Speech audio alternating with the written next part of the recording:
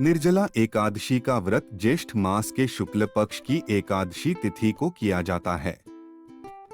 हिंदू धर्म में एकादशी व्रत का मात्र धार्मिक महत्व ही नहीं है, ये व्रत मानसिक एवं शारीरिक स्वास्थ्य के नजरिए से भी बहुत महत्वपूर्ण है। एकादशी का व्रत भगवान विष्णु की आराधना को समर्पित होता है। इस एकादशी का व्रत करके श्रद्धा और सामर्थ्य के अनुसार दान करना चाहिए। इस दिन विधि पूर्वक जल कलश का दान करने वालों को पूरे साल की एकादशियों का फल मिलता है। इस प्रकार जो इस पवित्र एकादशी का व्रत करता है वह समस्त पापों से मुक्त हो जाता है।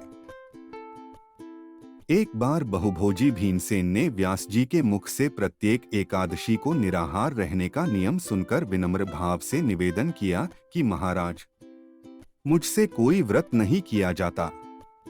दिन भर बड़ी तीव्र क्षुधा बनी ही रहती है। अतः आप कोई ऐसा उपाय बतला दीजिए जिसके प्रभाव से स्वतः सद्गति हो जाए। तब व्यास जी ने कहा कि तुमसे वर्ष भर की संपूर्ण एकादशी नहीं हो सकती तो केवल एक निर्जला कर लो, इसी से साल भर की एकादशी करने के समान फल हो जाएगा। तब भीम ने वैसा ही किया और स्वर्ग को गए। इसलिए यह एकादशी भीमसेनी एकादशी के नाम से भी जानी जाती है। निर्जला यानी यह व्रत बिना जल ग्रहण किए और उपवास रखकर किया जाता है। इसलिए यह व्रत कठिन तप और साधना के समान महत्व रखता है। हिंदू पंचांग अनुसार वृषभ और मिथुन संक्रांति के बीच शुक्ल पक्ष की एकादशी निर्जला एकादशी कहलाती है। इस व्रत को भीमसेन एकादशी या पांडव एकादशी के नाम से भी जाना जाता है। पौराणिक मान्यता है कि 5 पांडवों में एक भीमसेन ने इस व्रत का पालन किया था और वैकुंठ को गए थे, इसलिए इसका नाम भीमसेनी एकादशी भी हुआ। सिर्फ निर्जला एकादशी का व्रत कर लेने से अधिक मास की 2 एकादशियों सहित साल की 25 एकादशी व्रत का फल मिलता है। जहां साल भर की अन्य एकादशी व्रत में आहार संयम का महत्व है, वहीं निर्जला एकादशी के दिन आहार के साथ ही जल का संयम भी जरूरी है। इस व्रत में जल ग्रहण नहीं किया जाता है, यानी निर्जल रहकर व्रत का पालन किया जाता है। यह व्रत मन को संयम सिखाता है और शरीर को नई ऊर्जा देता है। यह व्रत पुरुष और महिलाओं दोनों द्वारा किया जा सकता है। व्रत का विधान है, दिन भर इन बातों का ध्यान रखें। 1. पवित्रीकरण के समय जल आचमन के अलावा अगले दिन सूर्योदय तक पानी नहीं पिएं। 2. दिन भर कम बोलें और हो सके तो मौन रहने की कोशिश करें। 3. दिन भर न सोएं। 4. ब्रह्मचर्य का पालन करें। 5. झूठ न बोलें, गुस्सा और विवाद न करें।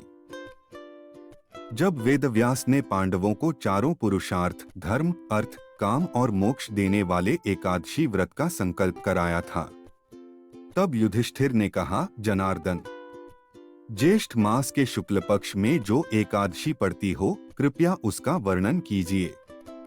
भगवान श्री कृष्ण ने कहा, हे राजन, इसका वर्णन परम धर्मात्मा व्यास जी करेंगे, क्योंकि ये संपूर्ण शास्त्रों के तत्वज्ञ और वेद वेदांगों के पारंगत विद्वान हैं। तब वेद व्यास जी कहने लगे, कृष्ण और शुक्ल पक्ष की एकादशी में अन्न खाना वर्जित है। द्वादशी को स्नान करके पवित्र होकर फूलों से भगवान केशव की पूजा करें। फिर पहले ब्राह्मणों को भोजन देकर अंत में स्वयं भोजन करें। यह सुनकर भीमसेन बोले, परम बुद्धिमान पितामह, मेरी उत्तम बात सुनिए। राजा युधिष्ठिर, माता कुंती, द्रौपदी, अर्जुन, नकुल और सहदेव ये एकादशी को कभी भोजन नहीं करते तथा मुझसे भी हमेशा यही कहते हैं कि भीमसेन एकादशी को तुम भी न खाया करो, परंतु मैं उन लोगों से यही कहता हूँ कि मुझसे भूख नहीं सही जाएगी।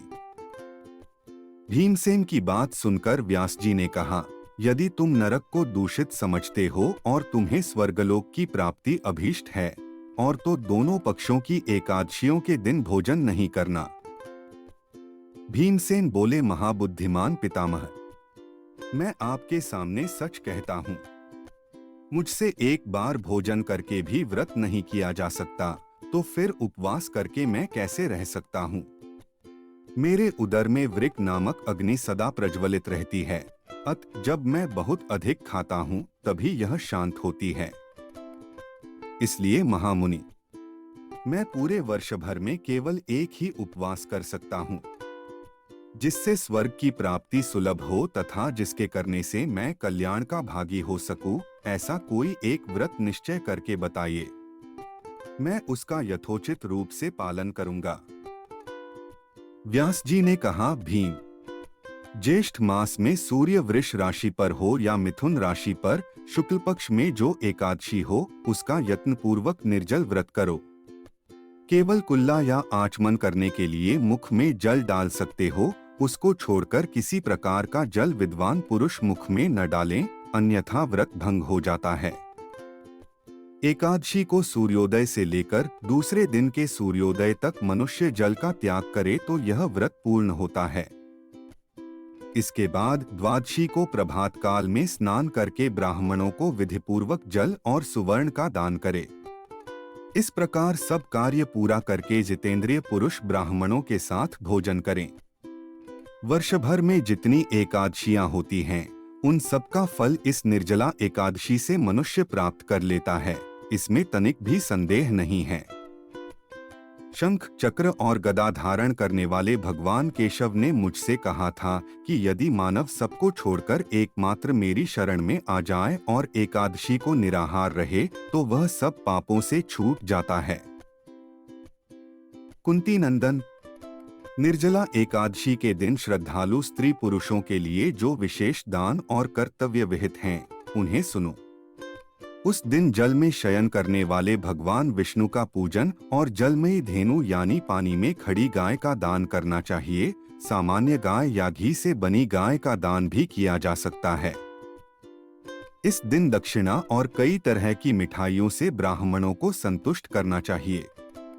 उनके संतुष्ट होने पर श्रीहरि मोक्ष प्रदान करते हैं। जिन्होंने श्रीहरि की पूजा और रात्रि में जागरण करते हुए इस निर्जला एकादशी का व्रत किया है, उन्होंने अपने साथ ही बीती हुई 100 पीढ़ियों को और आने वाली 100 पीढ़ियों को भगवान वासुदेव के परम धाम में पहुंचा दिया है। निर्जला एकादशी के दिन अन्न, वस्त्र, गौ, जल, शया, सुंदर आसन, कमंडलू तथा छाता दान करने चाहिए। जो श्रेष्ठ तथा सुपात्र ब्राह्मण को जूता दान करता है, वह सोने के विमान पर बैठकर स्वर्गलोक में प्रतिष्ठित होता है। जो इस एकादशी की महिमा को भक्तिपूर्वक सुनता अथवा उसका वर्णन करता है, वह स्वर्गलोक में जाता है। चतुर्दशीयुक्त अमावस्या को सूर्य ग्रहण के समय श्राद्ध करके मनुष्य जिस फल को प्राप्त करता है, वही फल इस कथा को सुनने से भी मिलता है। भीमसेन, ज्येष्ठ मास में शुक्ल पक्ष की जो शुभ एकादशी होती है, उसका निर्जल व्रत करना चाहिए। उस दिन श्रेष्ठ ब्राह्मणों को शक्कर के साथ जल के घड़े दान करने चाहिए। ऐसा करने से मनुष्य भगवान विष्णु के समीप पहुंचकर आनंद का अनुभव करता है। इसके बाद द्वादशी को ब्राह्मण भोजन कराने के बाद स्वयं भोजन करे। जो इस प्रकार पूर्ण रूप से पापनाशिनी एकादशी का व्रत करता है, वह सब पापों से मुक्त हो आनंदमय पद को प्राप्त होता है। यह सुनकर भीमसेन ने भी इस शुभ एकादशी का व्रत आरंभ कर दिया। जो श्रद्धा और भक्ति से निर्जला एकादशी का व्रत करता है, वह समस्त पापों से मुक्त होकर भगवान विष्णु के परमधाम को प्राप्त करता है।